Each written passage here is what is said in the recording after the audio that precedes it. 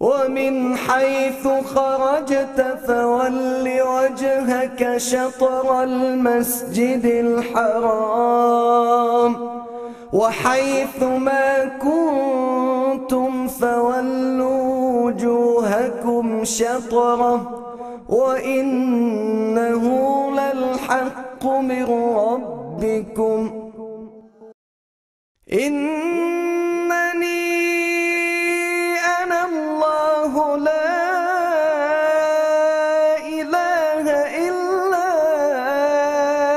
أنا فاعبدني وأقم الصلاة لذكري إن الصلاة كانت على المؤمنين كتابا موقوتا الله أكبر الله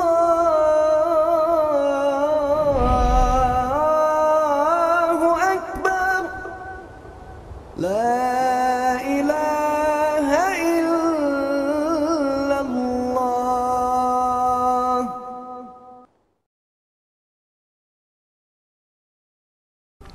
السلام عليكم ورحمة الله وبركاته. إن الحمد لله نحمده ونستعينه ونستغفره ونعوذ بالله من شرور أنفسنا ومن سيئات أعمالنا من يهده الله فلا مضل له ومن يضلله فلا هادي له وأشهد أن لا إله إلا الله وحده لا شريك له وأشهد أن محمدا عبده ورسوله يا أيها الذين آمنوا اتقوا الله حق تقاته ولا تموتن إلا وأنتم مسلمون يا أيها الناس اتقوا ربكم الذي خلقكم من نفس واحدة وخلق منها زوجها وبث منهما رجالا كثيرا ونساء واتقوا الله الذي تساءلون به والأرحام إن الله كان عليكم رقيبا يا أيها الذين آمنوا اتقوا الله وقولوا قولا سديدا يصلح لكم أعمالكم ويغفر لكم ذنوبكم ومن يطع الله ورسوله فقد فاز فوزا عظيما أما بعد فإن خير الحديث كتاب الله وخير الهدي هدي محمد صلى الله عليه وسلم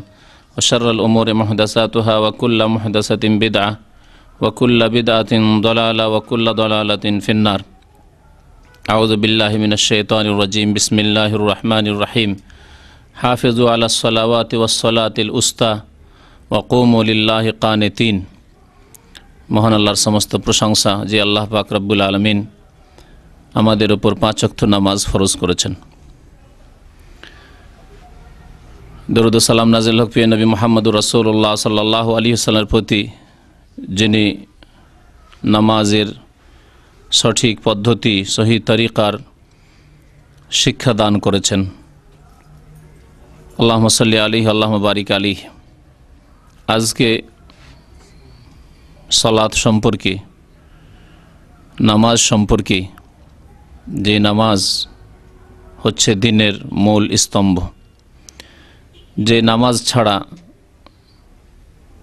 ইসলাম কায়েম থাকতে পারে না, যে নামাজ ছাড়া মুসলিম হওয়া যায় না, সেই নামাজ কেমন করে পড়তে হবে, কেমন করে আদায় করতে হবে, এ সম্পর্কে শুরু থেকে শেষ পর্যন্ত সংক্ষেপে আপনাদের সামনে আলোচনা পেশ করব। কারণ অনেক ভাই নতুন আছেন, যারা এখানে হয়তো নতুন আসছেন আর এই নামাজের সহি তরিকা সম্পর্কে হয়তো জানার সুযোগ সুবিধা হয়নি। আর বিশেষ করে ভারত উপমহাদেশে অধিকাংশ মানুষ যেই মাযহাবের ওপর চলে, সেই তরিকায় নামাজ পড়ে, তাতে অধিকাংশ ক্ষেত্রেই নামাজে ভুল রয়েছে, যার ফলে এই নামাজের সংশোধন করতে হবে নবী করিম সাল্লাল্লাহু আলাইহি সাল্লামের সহি হাদিসের আলোকে। নামাজের হেফাজতের কয়েকটি অর্থ রয়েছে, তার একটি অর্থ হচ্ছে নামাজ ওইভাবে আদায় করা যেইভাবে নবী করিম সাল্লাল্লাহু আলাইহি সাল্লাম আদায় করেছেন। যদি ওইভাবে আদায় না করা হয় তাহলে তার হেফাজত হলো না। আল্লাহ পাক বেশ কয়েকটি আয়াতে নামাজের হেফাজতের কথা বলেছেন। মহান আল্লাহ ইরশাদ করছেন সূরা বাকারার আয়াত নম্বর 238-এ, হাফিজু আলাস সালাওয়াত, তোমরা নামাজগুলির হেফাজত করো। তোমরা নামাজগুলির হেফাজত করো, ওয়াসসালাতিল উস্তা, আর বিশেষভাবে সলাতে উস্তার হেফাজত করো। মা আয়েশা রাদিয়াল্লাহু তাআলা আনহা এই আয়াত পাঠ করতেন, তখন সলাতুল উস্তার পরে সলাতুল আসর পড়তেন। অনেকের মতে এটি আগের কেরাতে ছিল, তারপরে তা রহিত করা হয়েছে। আর সেটি সলাতুল উস্তার তাফসির, এতে কোনো দ্বিমত নেই যে সলাতুল উস্তা মধ্যবর্তী নামাজ মানে হচ্ছে আসরের নামাজ। তো আল্লাহ পাক রব্বুল আলামিন নামাজের হেফাজত করতে বলেছেন। আল্লাহ পাক রব্বুল সূরা মুমিনুনের শুরুতে নামাজের হেফাজতের কথা বলেছিলেন, আল্লাযীনা আলা সালাওয়াতিহিম ইউহাফিজুন। সূরা মাআরিজ আল্লাহ পাক রব্বুল আলামিন নামাজের হেফাজতের কথা বলেছেন। মুমিন তারাই, জান্নাতি তারাই, যারা জান্নাতের ওয়ারিস হবে তারা নামাজের হেফাজত করে। নামাজের হেফাজত করতে হবে। নামাজ সম্পর্কে, সালাত সম্পর্কে আল্লাহ পাক সালাত কায়েম করতে বলেছেন। কায়েম করা মানে প্রতিষ্ঠিত করা। যদি কায়েম করতে হয় সালাত, প্রতিষ্ঠিত করতে হয়, তার বিভিন্ন দিক রয়েছে। তার মধ্যে একটি গুরুত্বপূর্ণ দিক হচ্ছে যে নামাজ ওইভাবে আদায় করতে হবে যেইভাবে নবী করিম সাল্লাল্লাহু আলাইহি ওয়াসাল্লাম আদায় করেছেন। এই মর্মে মনে রাখবেন যে নবী করিম সাল্লাল্লাহু আলাইহি ওয়াসাল্লামের বাতানো তরিকা মোতাবেক যদি কোনো ইবাদত বন্দেগী না হয়, সে ইবাদত কবুল হবে না। যে কোনো ইবাদত, নামাজ হোক আর অন্য কোনো ইবাদত হোক, ইবাদত নিজের খেয়াল খুশি করলে হবে না, বরং ইবাদত যেহেতু আল্লাহ পাকের, এবং আল্লাহ পাক কেমন ইবাদত পছন্দ করেন তা তাঁর নবীর মাধ্যমে সাল্লাল্লাহু আলাইহি ওয়াসাল্লাম, নবীর মাধ্যমে তিনি জানিয়ে দিয়েছেন যে আমি এই রকম ইবাদত পছন্দ করি, সুতরাং সেই রকম ইবাদত করতে হবে। মা আয়েশা রাদিয়াল্লাহু তাআলা আনহার খুব প্রসিদ্ধ হাদিস রয়েছে যে কোনো ইবাদত বন্দেগী কবুল হওয়ার শর্ত সম্পর্কে। সহিহ মুসলিমে রয়েছে, সহিহ বুখারীতেও এই হাদিস রয়েছে।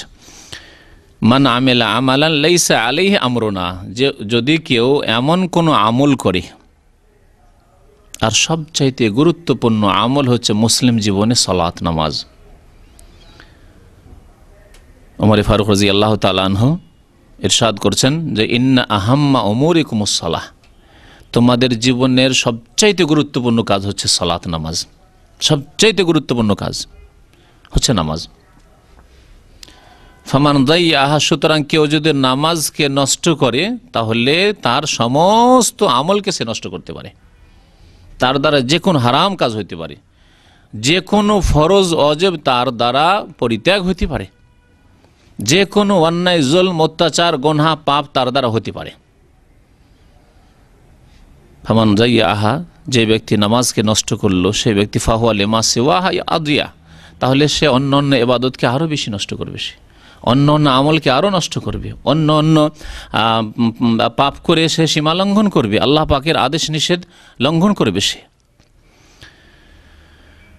তো নবী করিম সাল্লাল্লাহু আলাইহি ওয়াসাল্লাম ইরশাদ করেছেন মান আমিলা আমালা, যে ব্যক্তি এমন কোনো আমল করলো লাইসা আলাইহি আমরুনা, আমল তো করলো, বেনামাজি নয়, তাহলে বেনামাজির যা পরিণাম হবে ইনশাআল্লাহ তাআলা আগামী অনুষ্ঠানগুলিতে বেনামাজি সম্পর্কে তার দুনিয়ার পার্থিব বিধান এবং পরলৌকিক বিধান, আখিরাতের বিধান, বিস্তারিত এই দুটি বিষয় আলোচনা করার ইচ্ছা আছে, যাতে করে মুসলিম ভাইরা সতর্ক হতে পারেন।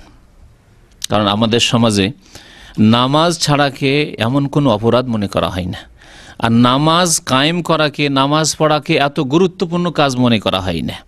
সব কাজ সেরে যদি সময় হইল তাহলে শেষখানে ওটা থাকলো, শেষ জীবনে থাকলো, সারা জিন্দগি পার করে শেষ জীবনে সময় সুযোগ হলে নামাজ পড়ল। আর দোষ ত্রুটি হিসাবে এটাকে তেমন ধরা হয় না। অনেক দোষের কারণে বোনের বিয়ে দেবেন না, মেয়ের বিয়ে দিবেন না সেই ছেলের সাথে, কিন্তু নামাজ পড়ে না, কোনো দোষের ব্যাপার নাই। আমরা সেই মুসলিম সমাজের লোক আমরা, কারণ মুসলিম জাতি নামাজের গুরুত্ব বুঝে না। নামাজ না থাকলে দিন নেই, ইসলাম নেই, সে মুসলিম নয়, এ কথা বুঝে না। তো ইনশাআল্লাহ তাআলা দুনিয়ার হুকুম এবং আখেরাতের হুকুম, এই দুইটি বিষয় সম্পর্কে জরুরি আমাদের জানা প্রত্যেকের, যে বেনামাজির কি অবস্থা পৃথিবীতে শরীয়তের দৃষ্টিতে, কোরআন এবং হাদিসের দৃষ্টিতে, আর আখেরাতে তার কি অবস্থা হবে। তার আগে আজকে নামাজের তরিকাটা শুদ্ধ করে নেন, কারণ অনেকের নামাজে হয়তো ভাবছেন যে আমার নামাজ ঠিক আছে, কিন্তু অনেক ভুল আছে। নবী সাল্লাল্লাহু আলাইহি ওয়াসাল্লাম কি বলছেন, মান আমেলা আমালান, যে ব্যক্তি কোনো আমল করলো লাইসা আলাইহি আমরুনা, কিন্তু আমার আদেশ মোতাবেক নয়, আমার তরিকা মোতাবেক নয়, ফাহুয়া রাদ্দুন, তাহলে সেই নামাজ, সেই ইবাদত বন্দেগী, সেই আমল রাদ্দুন, প্রত্যাখ্যাত হবে, মরদুদ হয়ে যাবে, আল্লাহ পাক কবুল করবেন না। তাহলে এই হাদিস দ্বারা বোঝা যায় যে নামাজ পড়ার জন্য প্রথম শর্ত কি, যে নামাজ নবী করিম সাল্লাল্লাহু আলাইহি সাল্লামের তরিকা মোতাবেক হইতে হবে। তারপরে নামাজ পড়েন আপনি, নবী সাল্লাল্লাহু আলাইহি সাল্লামের তরিকা মোতাবেক নামাজ হইতে হবে। তাহলে নামাজ কেমন ছিল রাসূলুল্লাহ সাল্লাল্লাহু আলাইহি সাল্লামের জানতে হবে। দেখা দেখে নামাজ পড়লে হবে না, শুনে শুনে নামাজ পড়লে হবে না। এটা ছোটোখাটো বই নিয়ে এনেছেন যাতে কোরআন এবং হাদিসের দলিল নেই, বা এই সম্পর্কে আপনার নিশ্চয়তা নেই যে এই কিতাবটি, এই বইটি কি কোরআন হাদিস ভিত্তিক লেখা হয়েছে, এটাও জানা নেই। বরং গদ বাঁধা দুয়া দিয়ে বইয়ের অধিকাংশ অংশ ভর্তি করা আছে, উচ্চারিত নিয়ত, ওই নিয়ত দিয়ে কোনো একটি বরাত রেফারেন্স নেই যে কোন কিতাব থেকে এই বই লেখা হয়েছে, কিছুই নেই। এইসব কিতাব পড়ে নামাজ পড়লে কাজ হবে না। যে কোনো ইবাদত বন্দেগী কবুল হওয়ার জন্য প্রথম শর্ত আল্লাহ পাক রব্বুল আলামিন যেন হইতে হবে, আর দ্বিতীয় শর্ত রাসূলুল্লাহ সাল্লাল্লাহু আলাইহি ওয়াসাল্লামের তরিকা অনুযায়ী হইতে হবে। দুটো শর্তের কোনো একটি শর্ত যদি আপনার মধ্যে না থাকে, তাহলে কোনো ইবাদত কবুল হবে না। নামাজ যদি লোক দেখানো পড়েন, কবুল হবে না। ওই রকমের নামাজ হয়তো আল্লাহর জন্যই পড়লেন, লোক দেখানো নয়, কিন্তু নবী করিম সাল্লাল্লাহু আলাইহি ওয়াসাল্লামের তরিকায় পড়লেন, নামাজ কবুল হবে না। এই হাদিস মায়েশা রাদিয়াল্লাহু তাআলা আনহার স্পষ্ট করে এই কথা। তারপরে নবী করিম সাল্লাল্লাহু আলাইহি ওয়াসাল্লামের আদেশ রয়েছে সহিহ বুখারীর হাদিস, সাল্লু কামা রাআইতুমুনি ওসাল্লি, তোমরা নামাজ পড়ো কামা রাআইতুমুনি, যেমন আমাকে দেখলে, ওসাল্লি, সালাত আদায় করতে, নামাজ পড়তে। সাহাবাই কেরামদেরকে সম্বোধন করে রাসূলুল্লাহ সাল্লাল্লাহু আলাইহি ওয়াসাল্লাম বলছেন যে ওইভাবে তোমরা নামাজ পড়ো যেভাবে আমাকে নামাজ পড়তে দেখলেই। আর সাহাবাই কেরামরা নবী করিম সাল্লাল্লাহু আলাইহি ওয়াসাল্লামের নামাজের বিস্তারিত বিবরণ, বিস্তারিত বয়ান আমাদের সামনে পেশ করে দিয়েছেন, সহিহ হাদিসে মওজুদ রয়েছে। একদিনে প্রত্যেকটি বিষয়ের যদি দলিল পেশ করি তো শেষ করতে পারা যাবে না, সেই জন্য আমি চিন্তা করলাম যে এটাকে দুই ভাগে ভাগ করি। আজকে শুধু শুরু থেকে শেষ পর্যন্ত সংক্ষেপে নামাজের তরিকাটা বলে দিই, দলিল তেমন পেশ না করে। হয়তো কোনো ক্ষেত্রে দলিল চলে আসতে পারে, কিন্তু ওইভাবে বরাত সহ, রেফারেন্স সহ হয়তো দলিল আজকে পেশ করব না। আগামী সপ্তাহগুলিতে ইনশাআল্লাহ তাআলা প্রত্যেকটি বিষয়ের, যেই বিষয়গুলিতে মতানৈক্য রয়েছে, একরকম পড়তেন আর একরকম বলা হচ্ছে, তাহলে কেন, এর দলিল ইনশাআল্লাহ তাআলা প্রত্যেকটি ক্ষেত্রে দলিল নিয়ে আসব। এবং দুর্বল তরিকাতে যারা নামাজ পড়ে সেই দুর্বলগুলিকে চিহ্নিত করব যে দুর্বলতা কোথায় তাদের।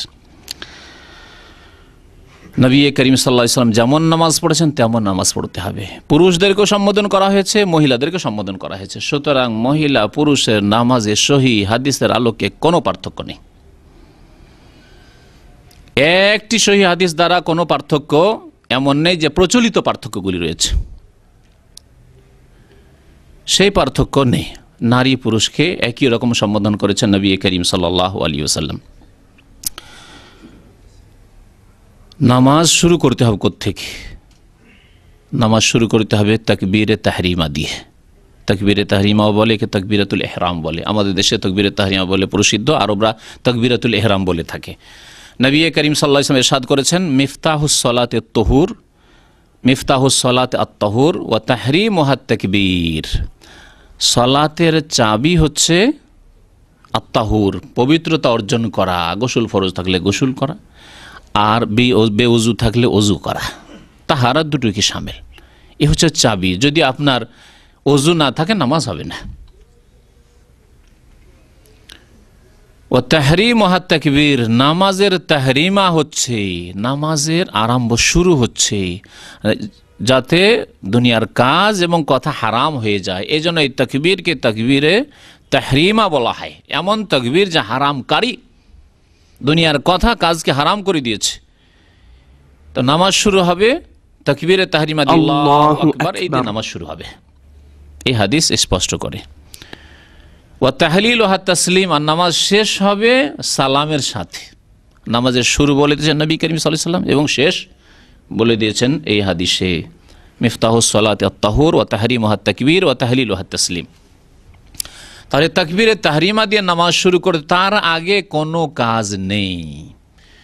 কিন্তু যেই ভুল ঢুকে আছে এক শ্রেণীর মযহাবধারী ভাইদের নামাজে, তা হচ্ছে তাকবীরের আগে কয়েকটি কাজ।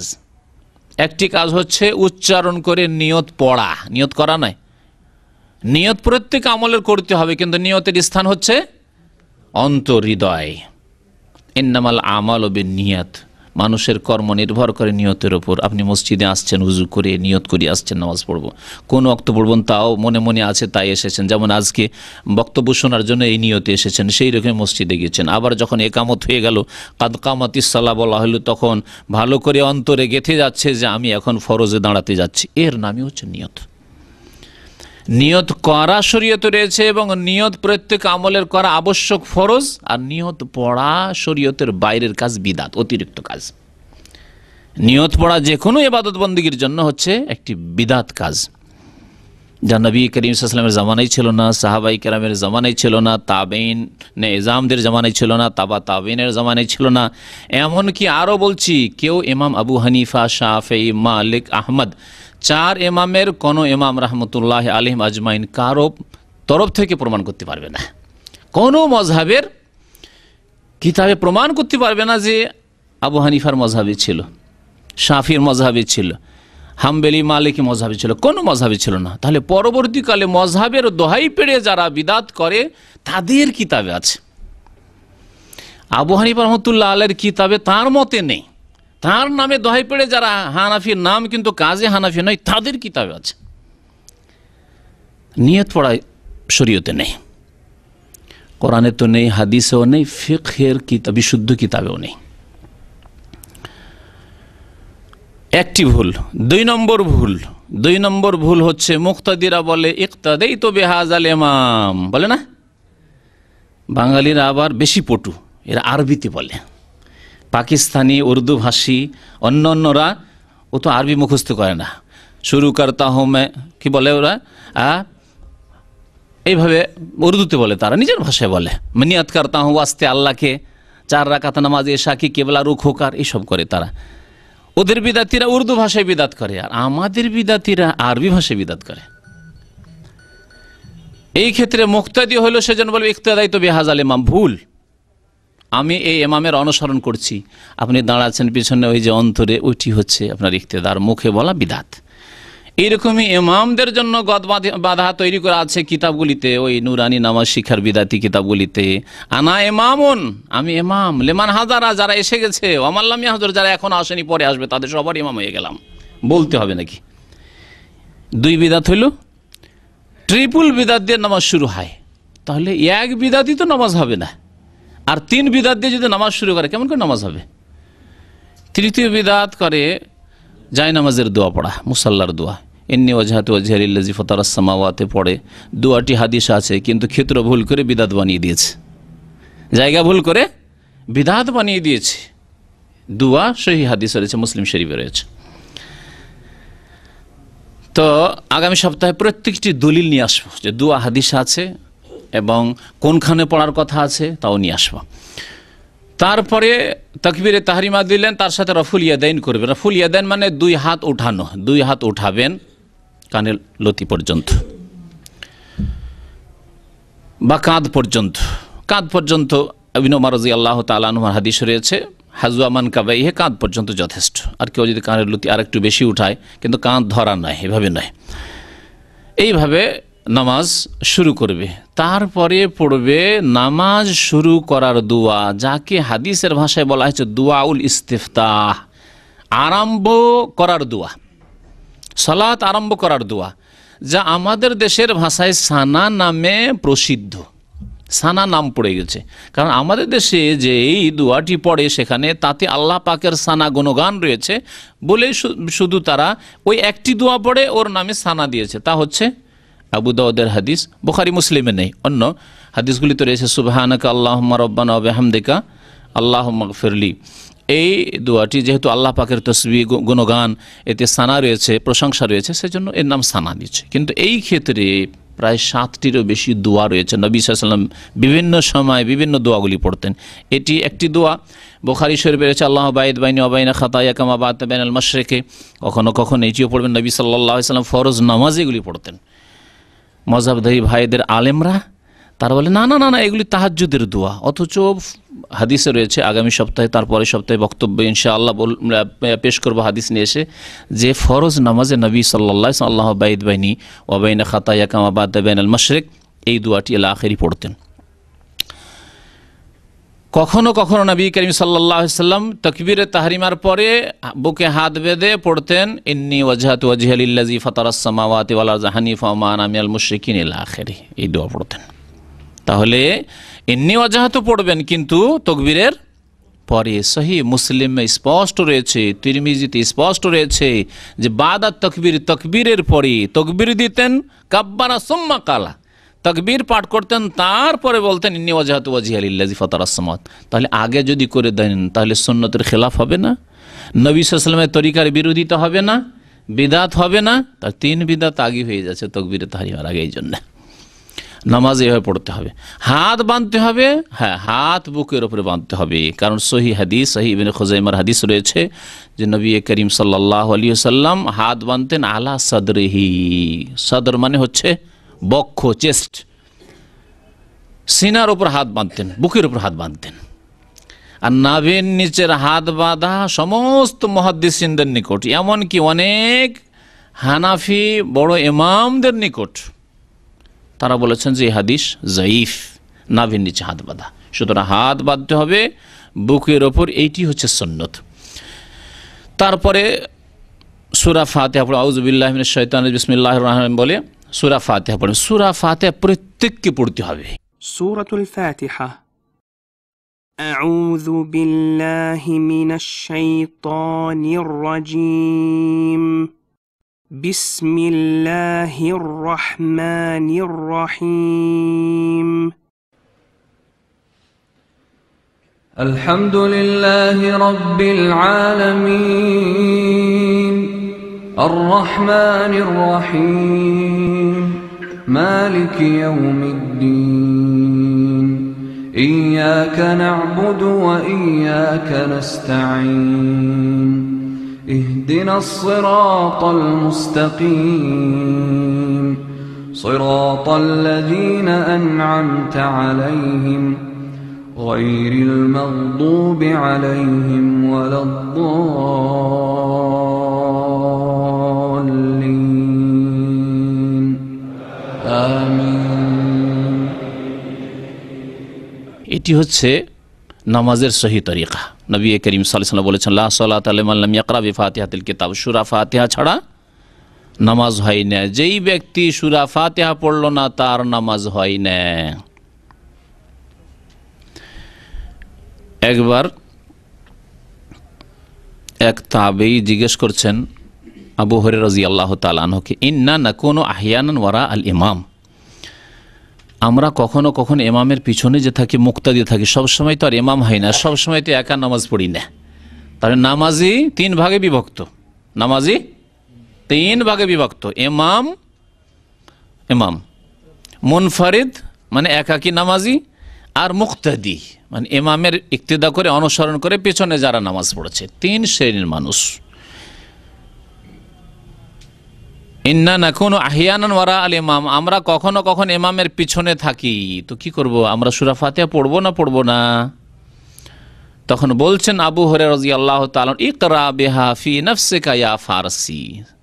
তার মাতৃভাষা ফার্সি ছিল ওই তাবেঈর, তাই বলছেন তাকে যে তুমি তোমার মনে মনে পড়ে নাও। ইকরা বিহা ফি নাফসিকা, তোমার মনে মনে মানে আস্তে আস্তে পড়ে নাও। তাহলে সূরা ফাতিহা পড়তে হবে, ইমামকে পড়তেই হবে, না হলে নামাজ হবে না। অথচ আমাদের দেশের প্রচলিত মাযহাবে ইমামের জন্য ওয়াজিব, না পড়লে সহজে কাজ চলে যাবে, যে কোনো কোরআনের 3টি আয়াত পড়লেই নামাজ হয়ে যাবে। একেবারে সহিহ হাদিস বিরোধী ফতোয়া। একাকী নামাজি হবে না।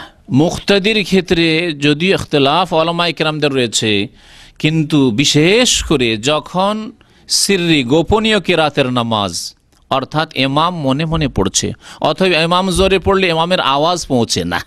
আমাদের দেশে তো মাইকে নামাজ হয় না, এখানে না হয় দেখছেন মাইকে নামাজ হচ্ছে, দূর দূর পর্যন্ত কেরাত পৌঁছে যাচ্ছে। দুই কাতার পরেই মুক্তাদিরা ইমামের কেরাত শুনতে পায় না, হয় না কি এরকম? দুই কাতার পরে মুক্তাদির কেরাত শোনে না, তাহলে মুক্তাদি ইমামের কেরাত শোনে না। তাহলে এই সময় তাদের কি করা উচিত? কমের পক্ষে যদি এই ফতোয়া, মাঝামাঝি ফতোয়াতে থাকেন তিনটি মত। একটি মত হচ্ছে যে না, মুক্তাদিকে কিছুই পড়তে হবে না। সবচাইতে দুর্বল মত এটি, যেটি প্রচলিত আমাদের দেশের মযহাবে রয়েছে, সবচাইতে দুর্বল ফতোয়া। মাঝামাঝি ফতোয়া হচ্ছে যে যখন শোনেন না তখন পড়বেন, আর যখন শোনেন তখন শুনতে হবে, যাতে কোরআনের আয়াত আর হাদিসের সমন্বয় হয়ে যায়। তাদের মত ইমাম আহমদ রহমতুল্লাহ আলী, ইমাম মালিক রহমতুল্লাহ আলী, চার ইমামের দুই ইমাম এইদিকে গেছেন যে শুনছেন তখন শুনে নিলেন যথেষ্ট, আর পড়বেন না। কিন্তু না শুনলে পড়তে হবে। না শুনলে যেমন জোহরে শোনেন না, আসরে শোনেন না, মাগরিবের তৃতীয় রাকাতে শোনেন না, এশার তৃতীয় চতুর্থ রাকাতে শোনেন না, তো শোনে না, মোটেই শোনেন না, কারণ সিররি নামাজ। তারপরে হয়তো ইমাম থেকে আপনি দূরে আছেন, শোনেন না, আওয়াজ আপনার পর্যন্ত পৌঁছে না। মাগরিবের প্রথম দ্বিতীয় রাকাতে, এশার প্রথম দ্বিতীয় রাকাতে, ফজরের নামাজে কেরাত হচ্ছে, কিন্তু আপনি দূরে আছেন, শোনেন না, চুপ বসে থাকবেন। তাদের মতে পড়তে হবে। বেশ কিছু তারা দলিল পেশ করেছেন।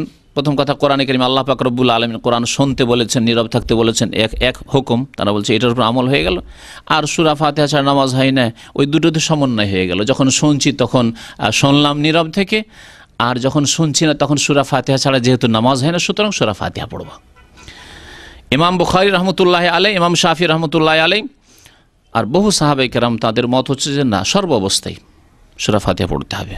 ইমাম উচ্চস্বরে পড়ুক আর জোরে পড়ুক আর আস্তে পড়ুক, সূরা ফাতিহা প্রত্যেককে পড়তে হবে, মুক্তাদিকে পড়তে হবে।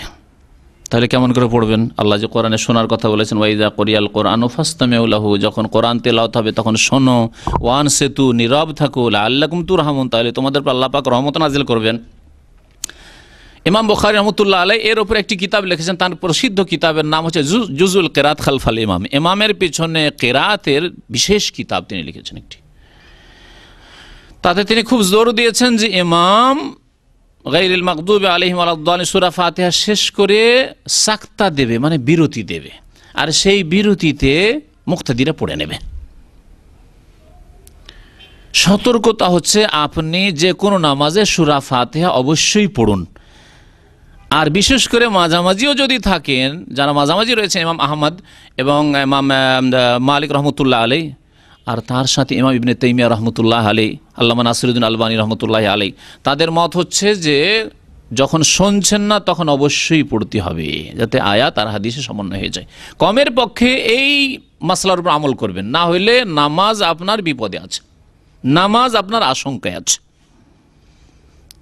আপনি জোহর আসর নামাজ পড়ছেন, আপনি শুনছেন আর নীরব দাঁড়িয়ে আছেন। লা সালাতা লিমান লাম ইয়াকরা বিফাতিহাতিল কিতাব, যেই ব্যক্তি সূরা ফাতিহা পড়ে, যেই ব্যক্তি ইমাম হোক, মুক্তাদি হোক আর একাকী নামাজি হোক, তার নামাজ হয় না।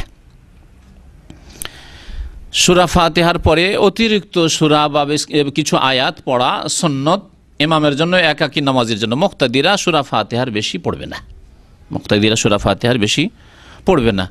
তারপরে রুকুতে যাবেন, রুকুতে যাওয়ার সময় তাকবীর যেমন দেবেন, তার সাথে রাফুল ইয়াদাইন করবেন। সহিহ বুখারী প্রত্যেকটি হাদিসের কিতাবে রাফুল ইয়াদাইন হাদিসগুলি পাবেন। দুই হাত উঠিয়ে আল্লাহু আকবার বলে রুকুতে যাওয়া। আবার রুকুতে গিয়ে তাসবিহ পাঠ করলেন। তাসবিহ আমাদের দেশের মানুষরা শুধু জানে কোন তাসবিহ? সস্তাতে নামাজ সারে। খাওয়া দাওয়ার ক্ষেত্রে আমরা সস্তাতে সারি না, বখিল, খুব বখিল হলেই সারে হয়তো। তারপরেও যতই কৃপণ হোক, মাঝে মাঝে চিন্তা করে ছেলে মেয়েকে একটু ভালো খাওয়াইতে হবে, তাই না? আর একেবারে সস্তাতে সবচাইতে ছোট্ট তসবি পড়ে, আর কোনো তসবি আমরা মুখস্থ করলাম না, মযহাবধারী ভাইরা। অথচ নবী করিম সাল্লাল্লাহু আলাইহি ওয়াসাল্লাম যখন ফাসাব্বিহ বিসমি রাব্বিকাল আযীম নাজিল হলো কোরআনে কারীমের আয়াত, তখন বললেন ইজআলুহা ফি রুকুইকুম, তোমরা এর উপর আমল করো রুকুতে। সুতরাং বলো সুবহানা রাব্বিয়াল আযীম, এই তো আমল হলো। যখন নাজিল হইলো সাব্বিহ ইসমা রাব্বিকাল আলা, তখন ইজআলুহা ফি সুজুদিকুম, এর উপর আমল করো, এর বাস্তবায়ন করো তোমাদের সিজদায়। সুতরাং সুবহানা রাব্বিয়াল আলা, আল্লাহ পাক বলছেন সূরা আলাতে সাব্বিহ ইসমা রাব্বিকাল আলা, আমল কি করলেন?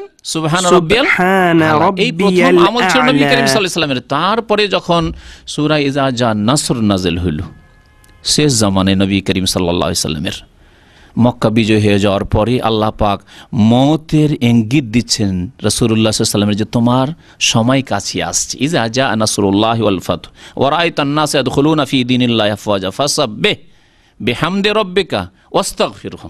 তিনটি হুকুম, তাসবিহ করো, বিহামদি রাব্বিকা তোমার রবের প্রশংসা বিজড়িত, ওয়াস্তাগফিরহু এবং তার কাছে মার্জনা কামনা করো। আল্লাহ পাক এই তিনটি আদেশ যখন দিলেন নবী করিম সাল্লাল্লাহু আলাইহি ওয়াসাল্লাম তখন এর বাস্তবায়ন করলেন রুকুতে সিজদাতে। মা আয়েশা রাদিয়াল্লাহু তাআলা আনহা বর্ণনা করছেন, কানা রাসূলুল্লাহ সাল্লাল্লাহু আলাইহি ওয়াসাল্লাম ইয়াকুলু ফি রুকুই ওয়া সুজুদি, রাসূলুল্লাহ সাল্লাল্লাহু আলাইহি ওয়াসাল্লাম রুকুতে সিজদাতে বলতেন সুবহানাকা আল্লাহুম্মা রাব্বানা ওয়া বিহামদিকা আল্লাহুম্মা গফিরলি, রুকুতেও বলতেন আর সিজদায়ও বলতেন। মাঝে মাঝে তো আমল করবেন, মাঝে মাঝে তো আমল করবেন। আপনি ইমামের পিছনে যদি সুযোগ সুবিধা না পান, তাহলে আপনি একা নামাজগুলিতে তো আমল করবেন। কত নামাজ আপনার একা নামাজ রয়েছে, সুন্নত রয়েছে, বিতর রয়েছে, হ্যাঁ। বা ইমাম দেখছেন মাশাআল্লাহ ধীর স্থিরে আমি 9 বার 10 বার তাসবিহ হয়ে যায়, সুবহান রাব্বিয়াল আযীম, সুবহান রাব্বিয়াল আযীম, সুবহান রাব্বিয়াল আলা হয়ে যাচ্ছে, রুকু সিজদা খুব লম্বা করছে, তার মধ্যে সুবহান রাব্বিয়াল আযীম 3 বার বলে নিলেন, সুবহান রাব্বিয়াল আলা 3 বার বলে নিলেন রুকু সিজদাতে, তারপরে বলেন সুবহানাকা আল্লাহুম্মা রাব্বানা ওয়া বিহামদিকা আল্লাহুম্মা গফিরলি। কেন আমল করছেন না? মাযহাবধারী ভাইদের, আলেমদেরকে জিজ্ঞাসা করলে দেখবেন তাদের আমল নেই। এটা অনুমান ভিত্তিক বলছি না, অনেক পরিচিত আলেমদেরকে জিজ্ঞাসা করেছি, তাদের এগুলোর উপর আমল নেই। অথচ এই যে সুবহানাকা আল্লাহুম্মা রাব্বানা ওয়া বিহামদিকা আল্লাহুম্মা গফিরলি, এটি সহিহ বুখারী শরীফের হাদিস। এই প্রচলিত আমাদের দেশের নামাজকে যদি সহিহ বুখারীকে সাথে রাখেন আর মেলান, আপনি কিতাব বের করেন, বাংলা অনুবাদ হয়েছে, আর বুখারী শরীফের ওই নামাজের অধ্যায় বের করেন, সালাতের অধ্যায় বের করেন, আর আপনার নামাজ প্রচলিত নামাজ মযহাবের নামাজকে আপনি এই সহিহ বুখারী হাদিসের সাথে মেলান, অধিকাংশ ক্ষেত্রে সহিহ হাদিস বিরোধী নামাজ পাবেন আপনি।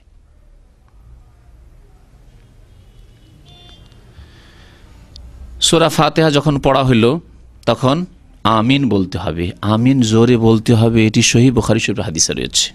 এছাড়াও আরও অন্যান্য হাদিসে রয়েছে। সহিহ বুখারী শরীফে রয়েছে যে আব্দুল্লাহ বিন জুবাইর রাদিয়াল্লাহু তাআলা আনহু, প্রখ্যাত সাহাবী এবং মক্কাতুল মুকাররমার খলিফা, তিনি এত জোরে মসজিদ নববীতে আমিন বলছেন যে আম্মানা ইবনু জুবাইর এবং তার পিছনে যারা ছিল সবাই জোরে আমিন বললেন, হাত্তা আন্না লিল মসজিদে লা লাজ্জাতান, মসজিদ বেজে উঠল, মসজিদ আওয়াজে বেজে উঠল, কাঁচা মসজিদ বেজে উঠে। তাহলে কত জোরে আমিন তারা বলেছেন উচ্চ স্বরে। আর আমিন আজকাল মযহাবধারী ভাইদের ইন্ডিয়া, বাংলাদেশ, পাকিস্তান, তাদের মসজিদে জোরে বলা চরম অপরাধ। সমস্ত নজরগুলি এমন পড়বে আপনার উপরে যে বদ নজর লাগিয়ে ফেলবে, বদ নজর লাগিয়ে দিবে উপরে। চোখ দিয়ে মারা যদি সম্ভব হইতো তো মেরেই দিত, এই অবস্থা। সহিহ বুখারী শরীফের হাদিস। আরো হাদিস আছে মাদ্দা বিহা সাউতাহু, নবী করিম সাল্লাল্লাহু আলাইহি সাল্লাম উচ্চ স্বরে মাদ্দা টান দিয়ে আমিন টান দিতেন। মাদ্দা মানে টান দেওয়া, জাহারা মানে উচ্চ স্বরে করা, এইসব শব্দগুলি সহিহ হাদিসে এসেছে। তো ওইভাবে নামাজ পড়তে হবে সুন্নতি তরিকা নামাজের। রুকু থেকে যখন উঠলেন তখন আবার রফুল দেন সামি আল্লাহু লিমান হামিদা, ইমাম বলবেন মুক্তাদিরে বলবেন রব্বানা ওয়ালাকাল হামদ, তার সাথে যদি বাড়িয়ে দেন হামদান কাসীরান তাইয়িবান মুবারাকান ফি, তো ভালো কথা। কারণ এই হাদিসের বড় ফজিলত রয়েছে। একটি হাদিসে রয়েছে নবী করিম সাল্লাল্লাহু আলাইহি ওয়াসাল্লাম বললেন, এক সাহাবী বলেছিলেন 30-এর বেশি আমি ফেরেশতাকে দেখছি তারা দৌড় দিচ্ছে এই নেকিটাকে আল্লাহ পাকের কাছে নিয়ে যাওয়ার জন্য। তবে রব্বানা ওয়ালাকাল হামদ বলে দেওয়া যথেষ্ট। যেমন অন্য হাদিসে রয়েছে, ইজা কাল আল ইমাম সামি আল্লাহু লিমান হামিদা, ইমাম যখন বলবে সামি আল্লাহু লিমান হামিদা ফাকুলু, তোমরা বলো রব্বানা ওয়ালাকাল হামদ বা রব্বানা ওয়ালাকাল হামদ, যথেষ্ট। এই সময় রাফুল ইয়াদাইন করবেন, হাত উঠাবেন। তাহলে হাত উঠার কতটি স্থান হইল? তাকবীরে তাহরিমায়, রুকুতে যাওয়ার সময়, রুকু থেকে ওঠার সময়, আর 4 রাকাত বিশিষ্ট নামাজ বা 3 রাকাত বিশিষ্ট নামাজে যখন প্রথম আত্তাহিয়াত, প্রথম তাশাহুদ পড়ে উঠবেন, আল্লাহু আকবার বলে উঠলেন, তখন আবার ওয়াইজা কামা মিনার রাকাতাইনি, নবী করিম সাল্লাল্লাহু আলাইহি ওয়াসাল্লাম যখন 2 রাকাত নামাজ পড়ে উঠতেন, 4 রাকাত নামাজে বা 3 রাকাত নামাজে, মানে তাশাহুদ পড়ে উঠতেন, তো রাফা কাযালিকা, আব্দুল্লাহ বিন ওমর রাদিয়াল্লাহু তাআলা আনহু বলছেন, সহিহ মুসলিম শরীফের হাদিস, যে রাফুল ইয়াদাইন আবার করতেন। তাহলে এই 4টি ক্ষেত্র হচ্ছে হাত উঠিয়ে নামাজ পড়ার, এভাবে নামাজ পড়তে হবে। নামাজ মোটামুটি 1 রাকাত হয়ে গেল। যদি কোনো মাসলা মাসাইল ছুটে মনে রাখবেন এবং আলোচনার শেষে আবার জিজ্ঞেস করবেন। নামাজে তাশাহুদ অত্যন্ত গুরুত্বপূর্ণ, আত্তাহিয়াত যাকে তাশাহুদ বলা হয়। হাদিসে রয়েছে যে নবী করিম সাল্লাল্লাহু আলাইহি সাল্লাম সাহাবায়ে কেরামদেরকে তাশাহুদ শেখাতেন। সাহাবারা বলছেন, কানা রাসূলুল্লাহ সাল্লাল্লাহু আলাইহি ওয়াসাল্লাম ইউআল্লিমুনা তাশাহুদ কামা ইউআল্লিমুনা সূরাতা মিনাল কুরআন। রাসূলুল্লাহ সাল্লাল্লাহু আলাইহি ওয়াসাল্লাম আমাদেরকে তাশাহুদ শিখাতেন, আত্তাহিয়াত শিখাতেন, যেমন কোরআনে কারীমের কোন সূরা শিখাতেন গুরুত্ব দিয়ে। আত-তাহিয়াতু লিল্লাহি ওয়াস-সালাওয়াতু ওয়াত-তাইয়্যিবাতু আসসালামু আলাইকা আইয়ুহান নাবিয়্যু ওয়া রাহমাতুল্লাহি ওয়া বারাকাতুহু আসসালামু আলাইনা ওয়া আলা ইবাদিল্লাহিস সালিহিন আশহাদু আল্লা ইলাহা ইল্লাল্লাহ ওয়া আশহাদু আন্না মুহাম্মাদান আবদুহু ওয়া রাসূলুহু। এত গুরুত্ব। অনেক মুসলিম ভাইদের দেখা যায় যে তাশাহুদ মুখস্থই নেই, অথবা কিছু আছে কিছু নেই। প্রথম তাশাহুদ পড়া হচ্ছে ওয়াজিব। যদি ছুটে যায়, অনিচ্ছাকৃত ভুলে গেছে, তাহলে সেই ঘাটতি পূরণ হবে সাজদা দিয়ে।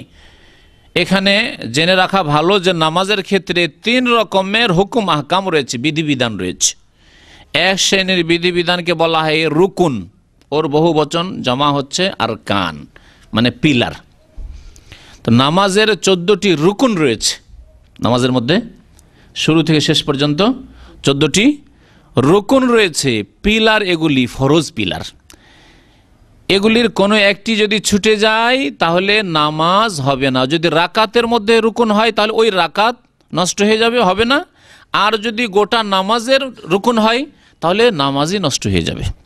রাকাতের রুকুন যেমন সাজদা, সিজদা করা, রুকু, যদি কোনো রাকাতে রুকু ছুটে গেছে, দাঁড়িয়ে আছেন ওইদিকে রুকু ইমামের হয়ে গেছে, তারপরে রুকু গেলে হবে, রুকুই হয়নি আপনার, তো রুকু না করে সেজদায় চলে গেছেন, সেজদা করেছেন, 2টো সেজদার একটি সেজদা করেছেন আর একটি করেননি, তাহলে ওই রাকাত নষ্ট হলে যে রাকাতের রুকুন আপনার ছুটে গেল।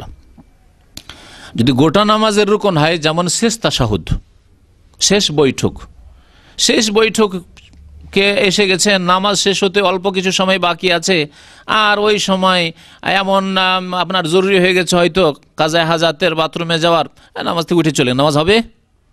কারণ সালাম রুকুন, সালাম ছুটে গেছে। বা বসলেন হয়তো তাশাহুদে, কিন্তু তাশাহুদ পড়লেন, আত্তাহিয়াত পড়লেন না, শেষ তাশাহুদ পড়লেন না। এইরকমই নবী করিম সাল্লাল্লাহু আলাইহি ওয়াসাল্লামের ওপর সালাত পেশ করে, আল্লাহুম্মা সাল্লি আলা মুহাম্মদ, যে দরুদ ইব্রাহিমি বলে আমাদের দেশের মানুষরা, সালাতে ইব্রাহিমি, এই সালাতে ইব্রাহিমি পড়লেন না, এগুলি রুকুন। যদি না পড়েন তো নামাজ, পুরো নামাজ হবে না। কারণ নবীর প্রতি দরুদ পেশ করা আর নবী সাল্লাল্লাহু আলাইহি সাল্লামের উপর সালাম পেশ করা, অর্থাৎ আত্তাহিয়াতে আসসালামু আলাইকা আইয়ুহান নবী ওয়া রাহমাতুল্লাহি ওয়া বারাকাতুহু, এগুলি হচ্ছে রুকুন। ছুটে গেলে নামাজই হবে না। তো এইভাবে নামাজ পড়তে হবে। নামাজের মধ্যে প্রথম হচ্ছে তাহলে 14টি কি বললাম? রুকুন। বাকি 8টি হচ্ছে ওয়াজিব। 8টি হচ্ছে ওয়াজিব। এই ওয়াজিবগুলির কোনো একটি যদি ছুটে যায় তাহলে কি করতে হবে? ইচ্ছা করে ছাড়লে নামাজ হবে না। কিন্তু যদি ভুলবশত ছুটে যায় তাহলে সহজ সিজদা দিলে কি হয়ে যাবে? হ্যাঁ, ঘাটতি পূরণ হয়ে যাবে। যেমন প্রথম তাশাহুদ, প্রথম বৈঠক, 2 রাকাত নামাজ পড়ে বসতে হবে, আপনি ভুলে গিয়ে উঠে গেছেন, উঠে দাঁড়িয়ে সোজা দাঁড়িয়ে গেছেন, আর ফিরে যাবেন না, কারণ ওয়াজিব ছুটেছে, এর ঘাটতি পূরণ হয়ে যাবে সহজ সিজদা দিয়ে। বা বসেছেন কিন্তু তাশাহুদ পড়েননি হয়তো, তাহলে ওয়াজিব ছুটলো, সহজ সিজদা দেবেন। এইরকমই তাকবীরে তাহরিমা ছাড়া বাকি তকবীরগুলি ওয়াজিব। তো ওয়াজিব হলো দ্বিতীয় স্তরে, বাকি যতগুলি কাজ রয়েছে শুরু থেকে শেষ পর্যন্ত 14 এবং 8, এই কত হলো? 22টি। এই 22টি কাজ বা কথা আমল নামাজের মধ্যে, এগুলি হচ্ছে রুকুন আর ওয়াজিব, বাকিগুলি হচ্ছে সুন্নত। বাকিগুলি সুন্নত, বাকিগুলির মধ্যে রাফুল ইয়াদাইন করা, বাকিগুলির মধ্যে সূরা ফাতিহার সাথে আরেকটি সূরা বা কয়েকটি আয়াত মেলানো, বাকিগুলির মধ্যে হচ্ছে তসবিহ একাধিকবার পড়া, 3 বার 5 বার 7 বার এইরকম করে তসবিহ পড়া, বাকিগুলির মধ্যে হচ্ছে আমিন জোরে বলা, এগুলি হচ্ছে সব সুন্নত। সুন্নত মানে ছেড়ে দেওয়া নয়। আমি অনেক সময় বলি, কারণ সুন্নত আমাদের দেশের মানুষকে বললে কার সুন্নত এর পরোয়া করে না। সুন্নত সুন্নত শুনলে মহাবিপদ। সুন্নত মানে সারা জিন্দেগি ছেড়ে দাও, সারা জীবন ছেড়ে দাও না, কখনো যদি ছুটে যায়, কখনো আমিন আপনার ছুটে গেল, হয়তো কখনো রাফুল এদিন ছুটে গেল।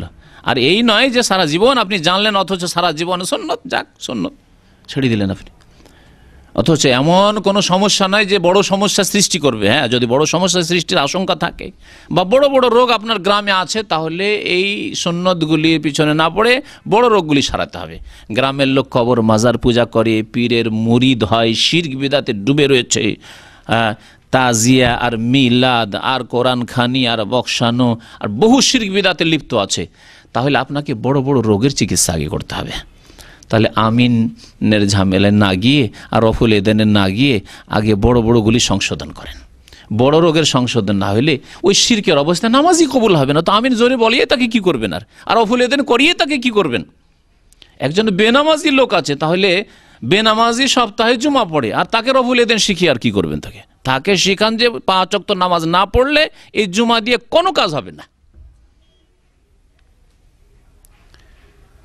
দাওয়াতের ক্ষেত্রে অবশ্যই ধাপে ধাপে এগিয়ে যেতে হবে, একসাথে একবারে ধরে নেবেন হঠাৎ করে না, এটি সুন্নতি তরিকা না। আল্লাহ পাক রব্বুল আলামিন 23 বছরে দ্বীন ইসলাম নাজিল করেছেন, 23 বছরে। হক কথা সারা জীবন লুকিয়ে রেখে দেবেন এমন কথা নয়, কিন্তু আপনাকে দেখতে হবে কৌশল করে যে কোনটাকে আগে পেশ করতে হবে, কোনটা বেশি জরুরি রয়েছে। যেমন আপনি একজন চিকিৎসক বা চিকিৎসক নন, আপনি বাড়ির অভিভাবক, আপনার ছেলে অসুস্থ হয়েছে, কয়েকটা অসুখ, তাহলে কোন অসুখের আগে চিকিৎসা করবেন আপনাকে চিন্তা করতে হবে। কোন ডাক্তারের কাছে আগে যাই? চর্ম রোগও আছে আর ভিতরে ক্যান্সারও আছে, হ্যাঁ, আর সর্দি কাশি আছে, হ্যাঁ, নাক দিয়ে সর্দি বইছে, তাহলে ওই নাকের ডাক্তারের কাছে যাবেন না ক্যান্সারের বিশেষজ্ঞর কাছে যাবেন? চিন্তা করতে হবে নাকি? তাহলে ওই রকমই আপনাকে চিন্তা করতে হবে দেশে গিয়ে যে আমি মানুষের ভুল ত্রুটি সংশোধন করব, কোনখান থেকে শুরু করব আপনাকে চিন্তা করতে হবে। আর এগুলি শেখার জন্য ইসলামিক সেন্টারে আসতে হবে যে কোনখান থেকে আপনি শুরু করবেন। নামাজের শেষ দিকে আসি, আত্তাহিয়াত তাশাহুদ পড়া হচ্ছে রুকুন, শেষ তাশাহুদ। দুরুদ পড়া হচ্ছে রুকুন। প্রচলিত মজহাবে আত্তাহিয়াত পড়াও ফরজ নয়, আর দুরুদ পড়াও ফরজ নয়, বরং দুরুদ তাদের কাছে সুন্নত। সুতরাং বিনা দুরুদে আল্লাহ দুরুদে ইব্রাহিমী ছাড়াই নামাজ হইতে পারে তাদের। অথচ নবী করিম সাল্লাল্লাহু আলাইহি ওয়াসাল্লাম সারা জীবন কোনোদিন এইরকম করে নামাজ পড়েননি যে আত্তাহিয়াত পড়লেন না। তাদের কাছে তাশাহুদ পরিমাণ বসে যাওয়াই যথেষ্ট। ভুল ফতোয়া, সহিহ হাদিস বিরোধী ফতোয়া রয়েছে নামাজের ক্ষেত্রে। যাই হোক, এগুলির ওপর হয়তো আমল নেই। আরেকটি বিষয় আরও এগিয়ে যায়, যার ওপর মোটেই আমল নেই অথচ সহিহ হাদিস, তা হচ্ছে আত্তাহিয়াত পড়লেন, তারপরে দরুদে ইব্রাহিমী পড়লেন, ইন্নাকা হামিদুম মাজিদ পড়লেন, তারপরে আমাদের দেশের মযহাবধারী ভাইরা মাত্র একটি দোয়া মুখস্থ রাখেন, তাই না? দোয়ায়ে মাসুরা মানে তারা মনে করেন অজ্ঞতার কারণে, এবং অজ্ঞতা কেন এরকম, চিরকাল কেন অজ্ঞতা, এই জন্য যে যারা শিক্ষা দিয়েছে তাদের অজ্ঞতা বা তাদের অনীহা, হয় অজ্ঞতা আর না হলে তাদের অনীহা, কেন শিখান না তারা। একটি দোয়া মাত্র শিখিয়ে দিয়েছে, আমি হাত উঠিয়ে অনেক জায়গায় জিজ্ঞাসা করে দেখেছি, 100 জনের মধ্যে 5টি হাত উঠেনি। ওই যে 4-5টি শিখেছে তাও এখানে সৌদি আরবে এসে ইসলামী সেন্টারে শিখেছে। বাকি যে দোয়াগুলি রয়েছে, একটি দোয়া মাত্র মুখস্থ আছে, তা হচ্ছে আল্লাহুম্মা ইন্নী যালামতু নাফসি যুলমান কাসীরা ওয়া লা ইয়াগফিরুয যুনুবা ইল্লা আনতা ফাগফিরলি মাগফিরাতাম মিন ইনদিকা ওয়ারহামনি ইন্নাকা আনতাল গফুরুর রহিম। এই দোয়া মুখস্থ আছে, তাই না? এই দোয়া মুখস্থ আছে, কারণ এই দোয়া কিতাবে আছে আর মক্তবে পড়েছেন, হুজুররাও শিখিয়েছে। ব্যাস, দোয়ায়ে মাসুরা মানে একটি দোয়া। এই দোয়া আছে, সহিহ মুসলিম আছে, এতে কোনো সন্দেহ নেই, অবশ্যই পড়ুন। কিন্তু নবী করিম সাল্লাল্লাহু আলাইহি সাল্লাম এর চাইতে বেশি তাকিদ করেছেন, নিজেও পড়েছেন এবং আদেশ করেছেন আমাদেরকে যে তোমরা 4টি জিনিস থেকে আল্লাহর কাছে আশ্রয় কামনা করো, আল্লাহর কাছে পানা চাও, আল্লাহর শরণ নাও। সেই দোয়া যদি জিজ্ঞাসা করি, আপনাদেরকে হাত তুলতে বলি, তো মনে হয় অল্প কয়েকটা হাতই উঠবে। তো যাই হোক, ওইদিকে আর যাচ্ছি না, আপনাদেরকে বলছি যে হাত না উঠিয়ে মুখস্থ করেন এই দোয়া। আল্লাহুম্মা ইন্নী আউযু বিকা মিন আযাবিল কবরি, মিন আযাবিল কবরি, হে আল্লাহ তোমার কাছে আশ্রয় কামনা করি কবরের আযাব থেকে। ওয়া আউযু বিকা মিন আযাবিজ জাহান্নাম, আল্লাহ তোমার আশ্রয় নিচ্ছি বা আশ্রয় গ্রহণ করছি মিন আযাবে জাহান্নামের আযাব থেকে, জাহান্নামের শাস্তি থেকে। ওয়া আউযু বিকা মিন ফিতনাতিল মাসিহিদ দাজ্জাল, আল্লাহ তোমার আশ্রয় গ্রহণ করছি দাজ্জালের ফিতনা থেকে, মাসিহিদ দাজ্জালের ফিতনা থেকে। ওয়া আউযু বিকা মিন ফিতনাতিল মাহইয়া ওয়াল মামাত, আল্লাহ হায়াত এবং মওতের, জীবনের এবং মরণের ফিতনা থেকে তোমার আশ্রয় গ্রহণ করছি, তোমার আশ্রয় নিচ্ছি। আরেকটি হাদিস আর একটু বাড়তি আছে সহিহ বুখারীতে, ওয়া আউযু বিকা মিনাল মাসামি ওয়াল মাগরাম, আল্লাহ গুনাহ থেকে এবং ঋণ থেকে তোমার আশ্রয় কামনা করছি, আশ্রয় চাইছি বা তোমার শরণ নিচ্ছি, তোমার আশ্রয় গ্রহণ করছি। নবী করিম সাল্লাল্লাহু আলাইহি সাল্লাম যখন এই দোয়া পড়তেন ঋণের বেশি বেশি, তখন এক সাহাবী জিজ্ঞাসা, ইয়া রাসূলুল্লাহ আপনি খুব বেশি বেশি কেন ঋণ থেকে আশ্রয় কামনা করছেন আল্লাহর? নবী করিম সাল্লাল্লাহু আলাইহি ওয়াসাল্লাম বললেন যে কারণ মানুষ যখন ঋণ নয় অভ্যস্ত হয়ে যায়, তখন অভ্যাস খারাপ হয়ে যায়, অভ্যাস খারাপ হয়ে যায়, ঠিক মতো সময় মতো টাকা পয়সা দিতে পারে না, পরিশোধ করতে পারে না, তখন মিথ্যার আশ্রয় নিতে হয়, মিথ্যার আশ্রয় নিতে হয়। ভাই আগামী সপ্তাহে দিয়ে দেবো, ভাই অমুক বাড়ি দিয়ে দেবো, ভাই অমুক দিনে দিয়ে দেবো, হ্যাঁ কোথায় আছেন ভাই, দেখা করতে চাও, দেখা করবে না, সেই জন্য আছে এক জায়গায়, বলছে আর এক জায়গায় দূরে আছি। কতগুলি মিথ্যা ওখানে গিয়ে জড়িয়ে যায়। সেই জন্য আমি এই ঋণ থেকে আশ্রয় কামনা করছি আল্লাহ পাক রব্বুল আলামিনের নিকট। এই দোয়া অবশ্যই মুখস্থ করবেন, কারণ নবী সাল্লাল্লাহু আলাইহি ওয়াসাল্লাম পড়েছেন যে কোনো নামাজে, আর তার সাথে আদেশও করেছেন। অনেক উলামায়ে কেরামের নিকটে এই দোয়া পড়া ওয়াজিব। এই দোয়া 4টি জিনিস থেকে আল্লাহর আশ্রয় চাওয়া, আল্লাহর কাছে আশ্রয় চাওয়া হচ্ছে ওয়াজিব, অবশ্যই মুখস্থ করবেন। এছাড়াও নবী করিম সাল্লাল্লাহু আলাইহি ওয়াসাল্লাম হাদিসে রয়েছে রব্বানা আতিনা ফিদ দুনিয়া হাসানা ওয়া ফিল আখিরাতি হাসানা ওয়া কিনা আযাবান্নার, এই দোয়া পড়া। দোয়ায়ে মাসুরা মানে কি? বলছিলাম যে দোয়ায়ে মাসুরা অর্থ আমাদেরকে বোঝানো হয়নি। কে বলতে পারেন দেখি দোয়ায়ে মাসুরা মানে? আমি বললাম যে আল্লাহুম্মা ইন্নী যালামতু নাফসি যুলমান কাসীরা, শুধু এইটি দোয়ায়ে মাসুরা নয়। তাহলে দোয়ায়ে মাসুরা মানে কি? আমার দেশের মানুষ দোয়ায়ে মাসুরা মানে শুধু ওই দোয়াটি ভাবে। হ্যাঁ বা এর চাইতে বেশি যদি ভাবে তো ভাবে যে ওই নামাজের শেষখানে সালামের আগে যে দোয়াগুলি পড়ে সেগুলি হয়তো দোয়ায়ে মাসুরা, তাই না? সেটাও ভুল। তো দোয়ায়ে মাসুরা মানে এই হচ্ছে সেই উত্তর। মাসুরা শব্দটি ইসিম মাফুল আসার থেকে, আসার মানে হাদিস, হাদিসের 3টি নাম আছে বা 4টি নাম বলতে পারি। হাদিসকে হাদিস বলা হয়, হাদিসকে সুন্নাহ বলা হয়, হাদিসকে খবর বলা হয়, হাদিসকে আসার বলা হয়। 4টি নাম হাদিসের, নবী করিম সাল্লাল্লাহু আলাইহি ওয়াসাল্লামের হাদিসের 4টি নাম। তাহলে আসার মানে হাদিস, আর মাসুরা মানে নবী সাল্লাল্লাহু আলাইহি ওয়াসাল্লাম থেকে বর্ণিত, প্রমাণিত। তাহলে হাদিসের দোয়াগুলিকে দোয়ায়ে মাসুরা বলা হয়। যে কোনো দোয়া হাদিসে রয়েছে, সহিহ হাদিসে রয়েছে, তার নাম হচ্ছে দোয়ায়ে মাসুরা। তাহলে দোয়ায় মাসুরা পড়বেন, বা নবী সাল্লাল্লাহু আলাইহি ওয়াসাল্লাম থেকে যেসব দোয়া প্রমাণিত রয়েছে যে কোনো দোয়া পড়েন। তারপরেও সহিহ বুখারী শরীফে হাদিস রয়েছে যে তাশাহুদ পড়ার পরে, তারপরে দুরুদ পড়ার পরে ওয়ালিয়াতাখাইয়ার মিনাল মাসআলাতি আজাবাহু ইলাইহি, তারপরে তোমার যা পছন্দ তাই তুমি দোয়া করো, আল্লাহর কাছে সওয়াল করো, যাচ্ছা করো, চাও, আজাবাহু ইলাইহি, যা তোমাকে ভালো লাগে। সুতরাং এখানে দোয়া মাসুরাতেই যে সীমিত থাকতে হবে তাও জরুরি নয়। আপনার এমন কিছু প্রয়োজন আছে যে আপনি দোয়া মাসুরাতে খুঁজে পাচ্ছেন না, আল্লাহ পাকের কাছে আপনি চাইবেন, চাইতে পারেন। এইভাবে নামাজকে শিখতে হবে। ওয়া তাহলিলুহা তাসলিম, শেষখানে সালাম ফিরে নামাজ শেষ করতে হবে। আসসালামু আলাইকুম ওয়া রাহমাতুল্লাহ। যদি কেউ তার সাথে ওয়া বারাকাতুহু বলে তাও আবু দাউদের হাদিসে রয়েছে। সুতরাং আসসালামু আলাইকুম ওয়া রাহমাতুল্লাহি ওয়া বারাকাতুহু যদি কেউ বলে সহি রয়েছে, কিন্তু প্রসিদ্ধ যেটি নবী করিম সাল্লাল্লাহু আলাইহি ওয়াসাল্লাম থেকে তা অধিকাংশ সময় আসসালামু আলাইকুম ওয়া রাহমাতুল্লাহ বলতেন, আসসালামু আলাইকুম ওয়া রাহমাতুল্লাহ বলতেন। এইভাবে নামাজ শেষ হবে। তাহলে সালাম ফিরলে নামাজ শেষ হয়ে গেল। আমাদের দেশে সালাম ফিরলে নামাজ শেষ হয় না। হ্যাঁ, নামাজ শেষ হয় না। কারণ আরে শুরুতে 3টা বিদাত করেছি তো শেষে কিছু করব না, এমনিতে ছেড়ে দেবো, বিদাত দিয়ে ঘিরে দেবো দুই দিক থেকে। ফাসেকদের রোজার কথা মনে পড়ছে, ছোটকালে যারা বেরোজাদার তাদের কথা শুনতাম। তারা বলতো যে শুরুতে 1-2টা রোজা রেখে দেবো আর শেষ দিকে 2টা রোজা দেবো, দুই দিক থেকে ঘিরে দেবো রোজাকে। তো এইরকম বিদাতিদের নামাজ, শুরুতে 3 বিদাত করেছি, নামাজের শেষখানে 1-2টা বিদাত করে নামাজকে বিদাত দিয়ে ঘিরে দেবো। এই হলো অবস্থা তাদের নামাজের। ফাসেকদের রোজার যা অবস্থা, এদের বিদাতিদের নামাজের অবস্থা, বড় আফসোস লাগে। সালাম ফিরার পরে আপনার কাজ আছে, কাজে হাজাত, বাথরুমের প্রয়োজন আছে, এটা তো নয় খুব জরুরি হয়ে গেল। আপনার গাড়ি, এখানে দেখেন গাড়ি অনেক সময় পার্কিং পাওয়া যায় না।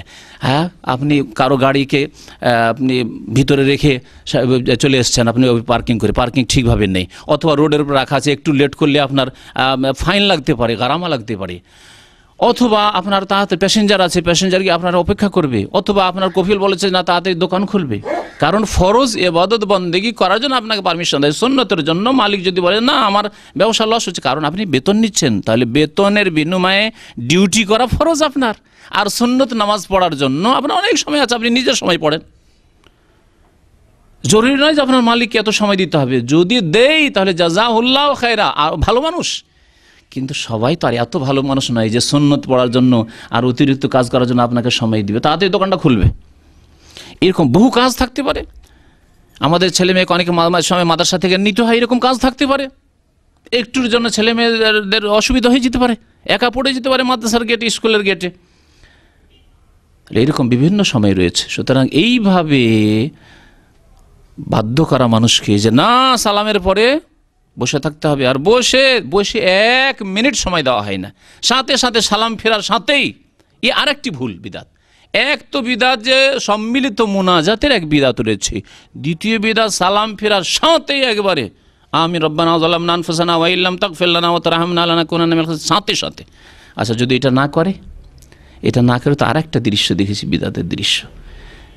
যদি দেখো যে না মোনাজাত হচ্ছে না, সৌদি আরব মোনাজাত হচ্ছে না, মক্কাতে একবার হজের ডিউটিতে ছিলাম মিসফালায়, মসজিদে বুখারীতে, মিসফালার শেষ দিকে আছে।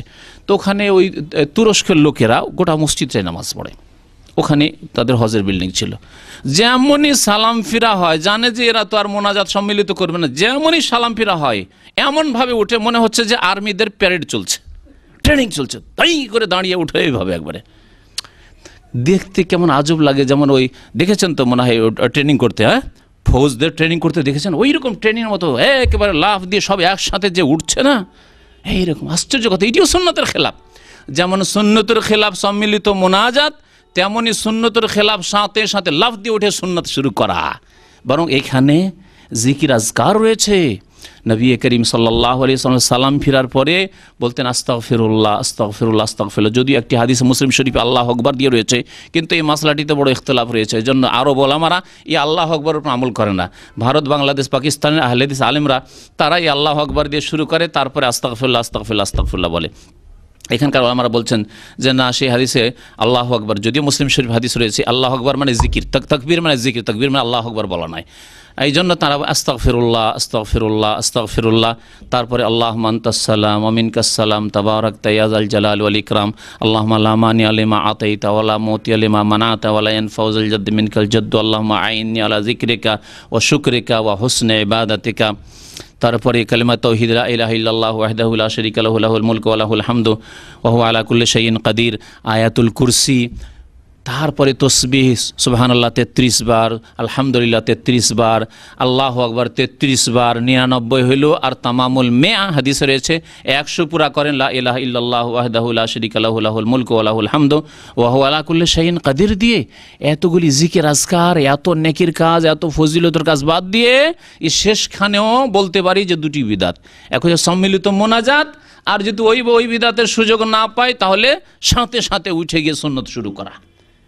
আর সামনের দিক দিয়ে যদি কেউ বের হওয়ার এমার্জেন্সি থাকে তাহলে 1 মিনিট সময় পাচ্ছেন, পিছনে নামাজ শুরু হয়ে গেছে, পারবে। যেইভাবে নামাজ শুরু হয়ে যায়, কারো যদি প্রয়োজন থাকে তো বেরোতে পারবে, মুশকিল হয়ে যাবে, নামাজের সামনে দিয়ে যেতে হবে, হারাম কাজ তাকে করতে হবে। তো মোটামুটি সংক্ষেপে এই নামাজকে আমি আপনাদের সামনে পেশ করার চেষ্টা করলাম।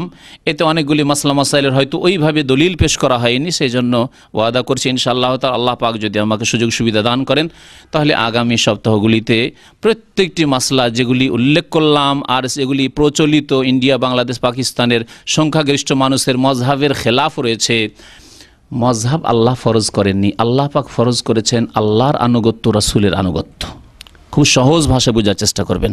আতিউল্লাহ ওয়া আতিউর রাসূল, তোমরা আল্লাহর আনুগত্য করো, আল্লাহর কথা মানো, আল্লাহর দিন মানো, আর রাসূলের কথা শোনো, কথা মানো। ওয়ামান ইউতিউর রাসূল ফাকাদ আতা আল্লাহ, যারা রাসূলুল্লাহ সাল্লাল্লাহু আলাইহি ওয়াসাল্লামের আনুগত্য করলো, রাসূলকে মানলো, রাসূলুল্লাহ সাল্লাল্লাহু আলাইহি ওয়াসাল্লামের মতো নামাজ পড়লো, তার আল্লাহরই আনুগত্য করলো। কোথাও বলা হয়নি যে আলেমদের, ইমামদের আনুগত্য করো। বড়দের আনুগত্য রয়েছে কিন্তু শর্ত সাপেক্ষ রয়েছে। যদি কোরআন সুন্নাহর অনুকূলে হয়, নবী সাল্লাল্লাহু আলাইহি ওয়াসাল্লামের সুন্নত মোতাবেক হয় নামাজের ক্ষেত্রে, তাহলে আনুগত্য করতে হবে ইমাম সাহেবের মযহাবের। আর যদি নবী সাল্লাল্লাহু আলাইহি ওয়াসাল্লামের সহিহ হাদিসের খেলাফ ওই নামাজ হয়, আপনার প্রচলিত নামাজ, তাহলে ছেড়ে দিয়ে রাসূলুল্লাহ সাল্লাল্লাহু আলাইহি ওয়াসাল্লামের আনুগত্য করতে হবে। তাহলে ওই নামাজ পাওয়া যাবে, ওই ইবাদত পাওয়া যাবে যে ইবাদত আল্লাহ পাক পছন্দ করেন এবং সেই ইবাদত কবুল করার ওয়াদা করেছেন। আল্লাহ পাক যেন আমাদেরকে সত্য কথা বোঝার, হক কথা বোঝার এবং তার প্রতি আমল করার তৌফিক দান করেন। আল্লাহ পাক আমাদের অতীতের ভুল ভ্রান্তি যেন মাফ করে দেন। রব্বানা লা তুআখিযনা ইন নাসিনা আও আখতানা, রব্বানা ওয়ালা তাহমিল আলাইনা ইসরান কামা হামালতাহু আলাল লাযিনা মিন ক্বাবলিনা, রব্বানা ওয়ালা তুহাম্মিলনা মা লা তাকাতা লানা বিহি ওয়া'ফু আন্না ওয়াগফির লানা ওয়ারহামনা আনতা মাওলানা ফানসুরনা আলাল কওমিল কাফিরিন। আল্লাহ পাক যা অতীতে আমাদের নামাজ বা অন্যান্য ইবাদত বন্দেগীতে অন্যান্য কাজে ভুল হয়েছে, আল্লাহ তুমি মাফ করে দাও। না জেনে যা করেছেন আল্লাহ পাক মাফ করে দেবেন। কিন্তু সহিহ নামাজ শিক্ষা বলে দেওয়া হইল, তারপরে আমলও করলেন না আর যাচাই করলেন না, দুটোর একটা করতে হবে আপনাকে। হয় যদি আমার কথার উপর আস্থা থাকে তাহলে এইভাবে নামাজ পড়েন আপনি, আর যদি আপনার কিছু দ্বিধাদ্বন্দ্ব থাকে যে না আমার আরও কিছু জানার প্রয়োজন রয়েছে, তাহকিক, রিসার্চ, তদন্তের প্রয়োজন রয়েছে, তাহলে বেশ কিছু কিতাব রয়েছে, সেগুলি কোরআন হাদিস ভিত্তিক নামাজের উপর লেখা হয়েছে, সেগুলি পড়েন, দলিল প্রত্যেকটির পাবেন, তাহলে আপনি নামাজকে সংশোধন করে নিতে পারবেন। নামাজের উপর অনেকগুলি বই লেখা হয়েছে, তার মধ্যে 1-2টি বইয়ের নাম বলি আপনাকে। আরবি ভাষায় লেখা হয়েছে, বাংলায় অনুবাদ হয়েছে, ঢাকাতে বইগুলি পাবেন। এমন নয় যে দেশে পাওয়া যায় না, কিন্তু দেশে হাজার হাজার বিদাতি ভুল ভ্রান্তিতে ভরা বইয়ের মধ্যে 10-20টা 50টা 100টা হয়তো ভালো বই আছে, খুঁজেই পান না। তখন মকসুদুল মোমেনের বিদাতি কিতাব কিনলেন, হ্যাঁ, নিয়ামুল কোরআনের মতো বিদাতি কিতাব কিনলেন, বেহেশতি যাওয়ার মতো ভুল ভ্রান্তিতে ভরা বিদাতি কিতাব কিনলেন, ওইসব কিতাব কিনেন, কিন্তু সহি কিতাব খুঁজে পান না ইসলামিক লাইব্রেরিতে গিয়ে। এই জন্য আমাদের কাছে একটা লিস্ট আছে, সেই লিস্ট নিয়ে গিয়ে কিতাবগুলি কিনবেন। ভালো কিতাবগুলি বাংলাদেশেও যথেষ্ট পাবেন আপনি। আল্লামা নাসিরউদ্দিন আলবানী রহমতুল্লাহ আলাইহির একটি কিতাব রয়েছে, বেশ ভালো, কয়েকশো পৃষ্ঠার কিতাব, নবী করিম সাল্লাল্লাহু আলাইহি ওয়াসাল্লামের নামাজ, রাসূলুল্লাহ সাল্লাল্লাহু আলাইহি ওয়াসাল্লামের নামাজের পদ্ধতি, সিফাতু সলাতিন নবী সাল্লাল্লাহু আলাইহি ওয়াসাল্লাম মিনাত তাকবীর ইলা তাসলিম, তকবীর থেকে, তকবীরে তাহরিমা থেকে শুরু করে সালাম পর্যন্ত নবী সাল্লাল্লাহু আলাইহি ওয়াসাল্লামের নামাজ কেমন ছিল, বাংলায় অনুবাদ হয়েছে। তারপরে নামাজের ওপর আরও বিস্তারিত একটি বই রয়েছে, আইনি তোহফা সলাতে মুস্তফা, আইনুল বারি সাহেবের লেখা, 2 খণ্ডে রয়েছে, সেটিও বাংলাদেশেও পাওয়া যাচ্ছে। তারপরে নামাজের বই রয়েছে আসাদুল্লাহ গালেবের একটি বই রয়েছে নবী সাল্লাল্লাহু আলাইহি ওয়াসাল্লামের নামাজ। তারপরে আরও বেশ কয়েকটি বই রয়েছে। শেখ ইবনে বাজ রহমতুল্লাহ আলাইহির ছোট্ট একটি কিতাব হইলেও আমি অনুবাদ করেছি বইটি। ওই বইটি কাইফিয়াতুস সালাতুন নবী, নবী সাল্লাল্লাহু আলাইহি ওয়াসাল্লামের নামাজ পড়ার পদ্ধতি, সহি হাদিস মোতাবেক নামাজের তরিকা তাতে বলা হয়েছে। তো এই কিতাবগুলি নিলে বা এই কিতাবগুলি পড়লে ইনশাআল্লাহ তাআলা সহি নামাজ পাবেন। তার সাথে সাথে বাংলায় অনুবাদ হয়েছে বুখারী, আপনি মিলিয়ে দেখতে পারেন।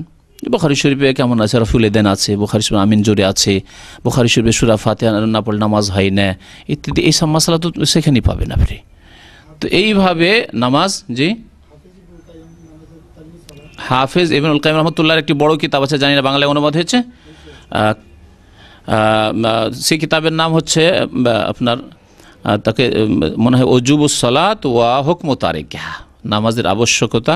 আমি আরবিতে বইটি পড়েছিলাম, এবং বেনামাজির হুকুম এই বই। তারপরে বেনামাজি সম্পর্কে জানতে হলে শেখ ইবনে উসাইমিন রহমতুল্লাহ আলাইহির ছোট্ট একটি কিতাব রয়েছে, যা লক্ষ লক্ষ কপি বিতরণ হয়েছে সৌদি আরবে এবং বাংলাদেশে, ভারতে। নামাজ ত্যাগকারীর বিধান, এই বইটি অত্যন্ত গুরুত্বপূর্ণ। এই বই পড়ে অনেক বেনামাজি আল্লাহর ভয় এসছে, তার অন্তরে নামাজি হয়েছে। সুতরাং এই বইটিকে আপনার প্রচার করার চেষ্টা করুন, যাতে নামাজের গুরুত্ব মানুষ বুঝে। আল্লাহ পাক যেন আমাদেরকে 5 ওয়াক্ত নামাজ কায়েম করার তৌফিক দান করেন। আল্লাহ পাক 5 ওয়াক্ত নামাজের হেফাজতের যেন তৌফিক দান করেন। আল্লাহ পাক আমাদের সবাইকে ফজরের নামাজ যেন আদায় করার জামাতে তৌফিক দান করেন। আল্লাহ পাক আমাদের গুনাহ খাতা যেন মাফ করে দেন। নবী করিম সাল্লাল্লাহু আলাইহি সাল্লামের আদর্শ সুন্নত মোতাবেক আমাদের সার্বিক জীবনে চলার যেন তৌফিক দান করেন। আল্লাহ আমাদের গুনাহ খাতা যেন মাফ করেন। আল্লাহ পাক আমাদেরকে যেন নবী করিম সাল্লাল্লাহু আলাইহি ওয়াসাল্লামের শাফাআত দান করেন। নবী সাল্লাল্লাহু আলাইহি ওয়াসাল্লামের হাউজে কাউসার যেন দান করেন। নবী করিম সাল্লাল্লাহু আলাইহি ওয়াসাল্লামের সাথে আমাদেরকে যেন জান্নাতুল ফিরদৌস দান করেন। আমিন ইয়া রাব্বাল আলামিন। সাল্লাল্লাহু আলা নবিয়িনা মুহাম্মদ ওয়া আলা আলিহি ওয়া সাহবিহি আজমাইন। হ্যাঁ, রুকু থেকে যাওয়ার সময় আর ওঠার সময়, হ্যাঁ, রুকু থেকে উঠে সেজদায় যাওয়ার সময়, সেজদায় যাওয়ার সময় আগে হাত রাখতে হবে না হাঁটু রাখতে হবে? এই ক্ষেত্রে সহি হাদিস যেটি, সেটি হচ্ছে আগে হাত রাখতে হবে, আগে হাত রাখতে হবে। রাখার সময় হাত রাখলেন, আর ওঠার সময় বেশি সহি হচ্ছে, উত্তম হচ্ছে যে আগে হাঁটু উঠবে আর হাতে ভর দিয়ে উঠবেন। তাহলে হাত আগে রাখলেন আর হাতকে পরে উঠালেন, আগে রাখলেন হাত আর হাতকে পরে উঠালেন। এটি হচ্ছে উত্তম তরিকা, আর এটি হচ্ছে সহি হাদিসের ভিত্তিতে। সহি হাদিস ইনশাআল্লাহ তাআলা আমি নোট করে রেখেছি, এগুলি দলিল প্রত্যেকটির মোটামুটি নোট করা আছে। আমি ইনশাআল্লাহ আগামী সপ্তাহগুলিতে ওই দলিলগুলি প্রত্যেকটি বর্ণনা করব। আরেকটি মত হচ্ছে যে আগে হাঁটু রাখা, যে প্রচলিত নামাজে আগে হাঁটু রাখা, আর ওঠার সময় আগে হাত উঠিয়ে নেওয়া।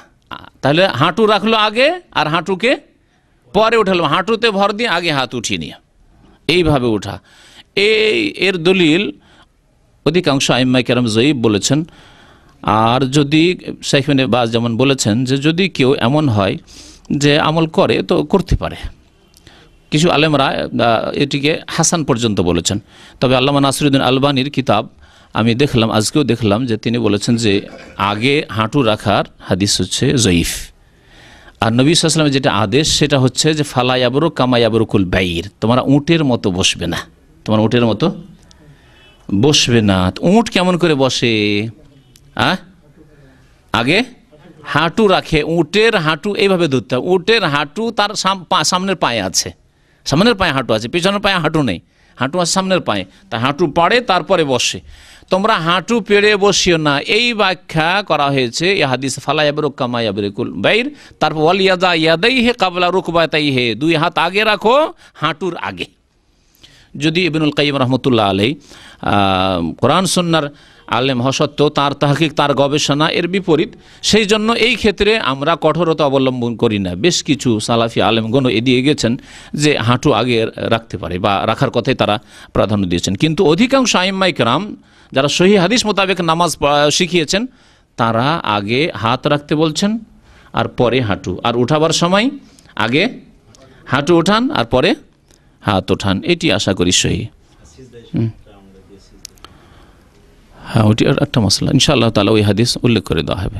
সেজদা করার সময় সেজদা করার সময় 7টি অঙ্গের উপর সেজদা করতে হবে। নবী সাল্লাল্লাহু আলাইহি ওয়াসাল্লাম বলেছেন ওমেরতু আন আসজুদা আলা সাবআতি আযম, আমাকে আদেশ করা হয়েছে 7টি অঙ্গের উপরে সেজদা করার জন্য। 7টি অঙ্গ জানাই আছে, হ্যাঁ, 2 হাত, হ্যাঁ, 2 পা আর 2 হাঁটু 6টা হইল, আর আগে আমাদের দেশের মানুষ নাকই বলে, কপাল আর ওর সাথে নাক, হ্যাঁ দুটোই লাগাইতে হবে। জি, দুটোই লাগাইতে হবে। জি, নামাজ সম্পর্কে হ্যাঁ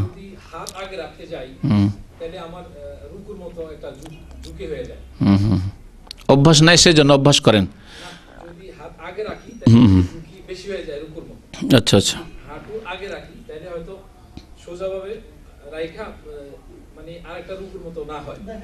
না অসুবিধা নেই, হ্যাঁ কোনো অসুবিধা নেই, তাতে কোনো অসুবিধা নেই। আপনি ওইভাবে নামবেন। বৃদ্ধ লোকদের জন্য শেখ বাজ রহমতুল্লাহ এই ফতোয়াটা লিখেছেন, ওনার মত, আর আমাকে ভালো লেগেছে। আমি যে বইটা অনুবাদ করেছি তাতে আছে, কিন্তু উনি বলেছেন যে বৃদ্ধ লোকদের জন্য আগে কোনটা রাখা সহজ না, আগে হাত রাখা, আর হাতটা রেখে আস্তে করে নামলে। তো বৃদ্ধ লোকের জন্য হাতটা রাখা আগে সহজ, হ্যাঁ। আর যারা যুবক লোক তাদের হাঁটু রাখতে অসুবিধা নেই। বৃদ্ধ লোক যদি হাঁটু রাখতে যায় তো হয়তো পেট বড় আছে, আছাড় খেয়ে পড়ে যেতে পারে, হ্যাঁ, হাঁটুতে ব্যথা থাকতে পারে। তো হাতটা রেখে দিয়ে তারপরে হাঁটুটা বৃদ্ধ লোকদের জন্য। এই জন্য তিনি বলেছেন যে এই ক্ষেত্রে অসুবিধা নেই, উত্তম শুধু আগে হাত রাখা, বাকি যদি কারো কোনটা অসুবিধা হয় তো যেটা যার জন্য সুবিধা রাখতে পারে। আল্লাহু আলাম। এক ভাই প্রশ্ন করছেন যে ফরজ নামাজ ছাড়া সব ধরনের সুন্নত নামাজ না পড়লে ক্ষতি হবে কি? দেখেন, নামাজ ফরজ নামাজ, আমি গত সপ্তাহে একটা উদাহরণ দিলাম, উদাহরণটা দিলাম, আমাকে ভালো লাগলো উদাহরণটা দিতে, যে যদি আপনাকে স্কুলে আমরা যখন পড়াশোনা করতাম, আর মাদ্রাসায় দীর্ঘদিন পড়েছি, স্কুলেও পড়েছি, তো কিছু ছেলে আমাদের সাথী সঙ্গী থাকতো, তারা বলতো আরে 33 মার্ক পেয়ে যাব, অসুবিধা নেই, পাশ করে যাব। তো কিছু ছেলেদের চিন্তা হলো যে পাশ করতে পারবো কিনা, তো যারা পাশ করতে চান ফরজ 17 রাকাত পড়ে 33 মার্ক পেয়ে যাবেন ইনশাআল্লাহ তাআলা। কথা বুঝতে পেরেছেন? আচ্ছা, যদি বলেন না আমি 33 নেব না, আমি মোটামুটি কমপক্ষে 50-60 নেব, সেকেন্ড ডিভিশন তো নেব, ফার্স্ট না হলে সেকেন্ড ডিভিশন নেব, তাহলে সুন্নত বেতর সহ পড়তে হবে। সুন্নত বেতর সহ পড়তে হবে। বিশেষ করে বেতরের আরও গুরুত্ব রয়েছে, আর ফজরের সুন্নতের গুরুত্ব রয়েছে। সুতরাং সুন্নত 12 রাকাত আর বেতর 1 রাকাত 13, হ্যাঁ 13 আর 17 কত হলো? 30 রাকাত। 30 রাকাত নামাজ দৈনিক যে ব্যক্তি পড়বে, আশা করি সেকেন্ড ডিভিশন নামাজে পেয়ে যাবে, আশা করি সেকেন্ড ডিভিশন নামাজে পেয়ে যাবে। কেউ যদি না সেকেন্ড ডিভিশন না, আমরা মদিনা ইউনিভার্সিটিতে পড়তাম, কত ছেলে ভাই দোয়া করেন যাতে পাস করতে পারি, কারণ পাস না করলে তখন টিকিট দিত না, দেশে যেতে পারতো না। কত ছেলে যে কান্না করতো আল্লাহ পাক জানে। বন্ধুবান্ধব অনেকে পরিচিত এরকম আছে, বিবাহ করে এসছে আর বছরে একটা টিকিট তাও দেবে না, 2-2.5 রিয়াল ব্যাপার। ছাত্র কোথা থেকে, তার স্টাইপেন্ড অল্প 500 টাকা তখন দিত, 520 টাকা, তা দিয়ে কী করে টিকিট কিনে যাবে, যেতে পারতো না বাড়ি, কান্নার শেষ থাকতো না, সুবহানাল্লাহ। তাহলে কারো তো পাস করার চিন্তা, কারো সেকেন্ড ডিভিশনে পাওয়ার চিন্তা। আর যারা ভালো ছেলে তাদের চিন্তা হতে যে না আমার যেন এক্সিলেন্টটা 90 না ছুটে যায়, 90-র ওপরে থাকতে হবে, কারণ এখানে 90 না হলে ডিস্টিংশন হয় না বা এক্সিলেন্ট হয় না। তো 90 হলে একটা ফায়দা কি ছিল, প্রত্যেক বছর একটা গিফট ছিল ইউনিভার্সিটির পক্ষ থেকে, ভালো একটা মোটামুটি অ্যামাউন্ট, খারাপ না, ছাত্রদের জন্য যথেষ্ট ভালো একটা অ্যামাউন্ট। তো তাদের চিন্তা যে না 90-এর ওপরে থাকতে হবে, 90-এর নিচে যেন না আসে, 90-এর ওপরে 92 হোক 95 হোক যাই হোক, কিন্তু 90-এর ওপরে থাকতে হবে। তাহলে আপনি কেমন হতে চান নামাজি, এটা আপনাকে জিজ্ঞাসা। যদি আপনি মনে করেন না আমি ডিস্টিংশন, আমি চমৎকার হতে চাই, আমার রেজাল্ট ফার্স্ট ডিভিশন হতে চাই বা লেটার মার্ক পেতে চাই, তাহলে আপনাকে ফরজ 17 রাকাত, সুন্নাত বেতর 13 রাকাত, আর তার সাথে তাহাজ্জুদ পড়তে বলবো আরও 8 রাকাত, 8-3-11 রাকাত বেতর, হ্যাঁ বেতর সহ। আর তার সাথে সাথে আরও যদি ভালো করতে চান যে না 90 শুধু থাকবো না, আমি 95-এর ওপরের দিকে যাব, হ্যাঁ নামাজের ক্ষেত্রে, তাহলে ইশরাক পড়েন, সালাতুদ দোহা পড়েন, আরও মাঝে মাঝে আপনি নফল নামাজ পড়েন, এইভাবে নামাজ পড়েন। এই হচ্ছে নামাজের ভাগ। আর এইভাবে বুঝতে হবে বাংলাদেশে, ইন্ডিয়াতে নামাজি, পাকিস্তানে নামাজি কেমন, যারা নামাজি তারা সবগুলিকে সমান মনে করে, ফরজ যেমন তেমনও বসে যে নফলটা পড়ে ওটাও তাদের কাছে ওই রকম, একই রকম। আর যারা পড়ে না এত বোঝা উঠাতে পারবো না, এর সাথেই 17 রাকাত পড়তে পারবো না, সুতরাং ফরজও পড়ে না, সুন্নত তো পড়েই না, ভেতরে তো পড়েই না, ও তো তাহাজ্জুদ ওসব তো নেই, ফরজই পড়ে না, বেনামাজি নামে মুসলিম। বুঝতে পেরেছেন? যদি আমাদের আলেমরা এইভাবে ভাগ করে দিত, পাস করতে চান ফরজটা কমপক্ষে আদায় করেন। অনেক পাস করা লোক আছে, সালাম ফিরে টান দিল, পাস কর 33 মার্ক। বুঝতে পেরেছেন? 50-60 পেতে চান তাহলে সুন্নতের বেতর পড়েন, আর বেশি পেতে চান 80-90 পেতে চান, লেটার মার্ক চান, তাহলে তাহাজ্জুদ ধরার চেষ্টা করেন, ইশরাক, দোহা এগুলি নামাজ পড়ার চেষ্টা করেন। আশা করি যথেষ্ট বোঝার জন্য এতটুকু। সাল্লাল্লাহু আলা নবিয়িনা মুহাম্মদ ওয়া আলা আলিহি ওয়া সাহবিহি আজমাইন।